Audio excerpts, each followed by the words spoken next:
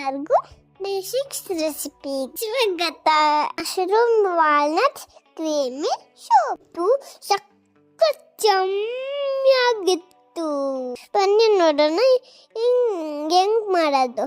First butter ಹಾಕಿ, onion carrot fry ಮಾಡಿ, ಆಮೇಲೆ garlic ಹಾಕಿ, fry ಆದ್ಮೇಲೆ ಮಶ್ರೂಮ್ಸ್ ಹಾಕಿ, ಪೆಪ್ಪರ್ ಮತ್ತು ಸಾಲ್ಟ್ ಹಾಕಿ, ಫ್ರೈ ಮಾಡಿ ಚೆನ್ನಾಗಿ.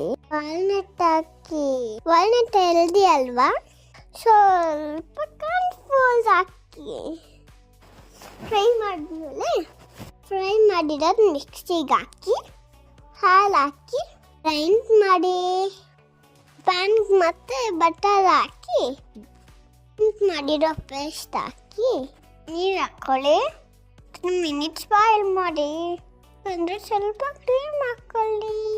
ಎಮ್ಮಿ ಸೂಪ್ ರೆಡಿ.